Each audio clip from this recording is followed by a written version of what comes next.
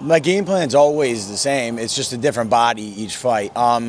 And we've been working a lot on my striking. My striking coach, Keith Trimble, we worked like exclusively on, obviously I'm fighting a lefty, and we had sparring partners in, and we really did a lot of work on fighting a lefty. And obviously it showed, not for a very long time, but I mean, that's a specific like punch we were working on against a lefty when he comes wide with that left step inside and hook, and it worked beautifully. So it's not only my first knockout in the UFC, that's my first knockout. Obviously, I'm a wrestler, and you see a lot of that in my past fights, even my last one in Brazil, where I displayed a little bit more striking than normal. And today, I mean, I got my first knockout, which is super exciting, especially in this venue, being that it's smack dab in the middle of where I grew up and where I went to college. And lightweight's a very deep division. Sure. Do you feel like you made a statement tonight taking out Holbrook the way you did? Yeah, and I mean, I'm not here to make a statement. I'm not here to prove to Conor McGregor or to whoever, Eddie Alvarez. I'm not here to prove to any of them that I'm here. I'm just going to methodically work my way up to where I belong. And I'm not doing that, hey, Conor, watch this. That's not the plan. I'm here to win, and I'm going to keep winning. I'm going to keep the ball rolling. We're going to keep improving. But I'm not doing it to make a statement. I'm a 4-time All-American and Division I national champion. There's a statement in that. And, I'm not, they'll know who I am now. I'm not doing it for that. I'm doing it to get the W and each fight. And, they ask me, who you want to fight next? I don't care who I fight next. And I'm not looking at that yet. We'll go back, when I come back in a week or 10 days, we'll start training again. And whoever, that's brought up, we'll assess the situation, But, yeah, I mean, it was a great knockout. So I think people are going to notice if that's what you're asking. There was about 7 months between your first UFC fight and tonight. Sure. Obviously, tonight was a very quick night. How fast do you want to get back into the cage now? I want to fish for about 10 days. That's how fast. I mean, I'll worry about when I get back in the cage after I take a little. I want to see my family, being that, I'm upstate and they live, less than an hour from here, about an hour away. But I'd like to fish for about 10 days, considering I'm the best fisherman in MMA as well, and that's a fact. We were doing a scrum during your post-fight. Sure. So we really hear what you were saying to Joe. What was kind of the exchange there in the octagon when you were talking to him? When I was talking to Joe Rogan, first I said I really liked him on the show Meat Eaters. It's they go out and they hunt, basically big game. It was a super cool show, and I like Joe Rogan a ton, and I love the On It supplements and everything. But I really loved that show. That was a super cool show. Actually, one of my coaches, Kyle Sermonera, put me onto that show. But then I said, I'm going fishing, and I want everyone to know that I'm the best fisherman in MMA, and I'm most likely the best fighter in fishing as well. So. Freshwater fishing, like pike fishing. I don't do as much bass fishing, but pike and muskie fishing, pickerel, anything like that. We go out and I catch fish every time I fish. How do you know, though, that you're the best fisherman? I mean, who else could possibly be better than me? I know Cerrone, and I love Cowboy. Cowboy's a friend of mine, but I think he does. I should really rephrase that. I'm definitely the best freshwater fisher. Sounds like you're kind of taking it down. No, come on. Listen, I'm sure my freshwater fishing skills can carry over saltwater. I got to learn the ropes a little bit, But I think I'm the most talented fisherman, yeah. Who are the other candidates? What's that?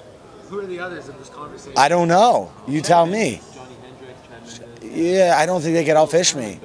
Bring it on. I don't think they can outfish me. It's going to be a friendly tournament. There's nothing, I'm not, threatening them. But I just think I'm a better fisherman than all of them.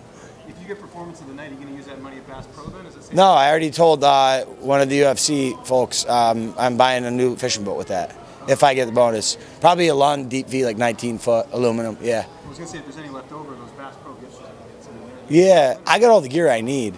Yeah, big Shimano guy. Yeah. Can you describe what was going through your mind when you knocked him out? Because it seemed like it was a mix of like, I can't believe this just happened. I don't know what to do. You were jumping up and down. Yeah, What do I do with my man, I know. It was one of these like Ricky Bobby, like, do I keep him here? I was doing this a lot, like, You shot? I know I have power and I know I can punch, but it's like when we're sparring and we're in 16s and headgear, you hit someone and it's tough to tell if you really rocked them, And obviously I'm a wrestler, so it's like, it's super exciting to hit someone and watch them go down, especially in front of this crowd. This is my home, I grew up an hour from here. I could tell when I was walking out. I heard Andrew Holbrook walk out and they're booing him. So I'm like, man, they're here for me, And they're here for Cormier Johnson too. But they're behind me, and I felt that, and it was like to watch him go down when I hit him with that hook, and I jumped on him and I passed his legs and hit him once. I said, in my head, I'll tell you what, they're stopping this. They have to. He's limp. his head went back. So it was like, man, and you're right. It was like one of those Ricky Bobby, like, what do I do? Like, I never knocked anyone out before, and I've had a lot of success being persistent and pushing the pace and relentless, and I'll run you into the ground, and you got to get lucky stopping me every time, whereas I only got to get one. But tonight was like total 180 from that. Hit the guy one time and the fight's over. And it was exciting, but I've never done that before. So you're right. It was like, what do I do? Jumping up and down. I was excited though, man. It was definitely a super exciting moment for me. And plus, as much as I do this for myself, these coaches that are with me every single day, I love seeing how excited they get, especially Keith. Like, he is a tough guy to get excited. Keith Trimble. And like, he jumping up and down. It's like, that's got to bring some joy to you, So that feeling you got from a knockout like this, how do you make sure you don't kind of fall in love with it and stray away from the attributes of fighting that kind of got you to this point? Oh man, I'll tell you right now. I'll tell you what you want. If I get in any kind of trouble on my feet, you know where I'm going. I'm not going to stand. If I'm getting beaten striking, I'm going to change the game a little bit. Striking was working tonight. I hit him one time and he went down. But you know what I mean? If let's say I was really working to do, and then you start mixing up the strikes to the takedowns, and then you fake shots to the strikes. But I'll never stray away from the wrestling because I'm so comfortable doing it. And the jiu-jitsu, I'm just super comfortable doing that. You'll never see me not shoot unless it's that exact scenario. No, you know who gave me a shiner? Andre Harrison. He just won the World Series of Fighting. He beat Lance Palmer. I actually was sparring with him. It was last Wednesday, so it was like, 11 days ago. And I took him down in sparring, and he hit me off his back. Oh, he was on his back, and he hit me with a right hand in my eye, and off his back. He's a strong dude. He's got a lot of power. So 1 or 100, and that's 1 or 100. I'm either doing it 100% or I'm not doing it at all. Did you hurt your hand doing that? Yeah, I just hit it a little bit. I got a little bit of blood on there. I think it went down. Where's the ref? Where's Mergliata? Section 5, 2-0. Yeah. was really excited when I asked him about that. Sure. About Rochester wrestling and now 2-0 here. Desi, I haven't seen Desi in years. So it was, I knew we'd run into each other here, obviously, when I found out he was in the card. But I didn't get a chance to talk to him a ton. It was a week I focus on me when I'm here. So I don't do a lot of hanging out with people. But it was good to see him win. It's always good to have homegrown talent win. It's great for the sport. It's great for Buffalo. They had, a super excited crowd here for guys, locals winning. And that's, that's always going to be the case. Putting the sport on the map here. Sure, absolutely. And I think it's great when fans from the area see their guys win, in person. It's always good for the sport, So. That's about as good of a result as you could have in a fight. Did anything not go perfectly this week? Not really. My weight cut was perfect.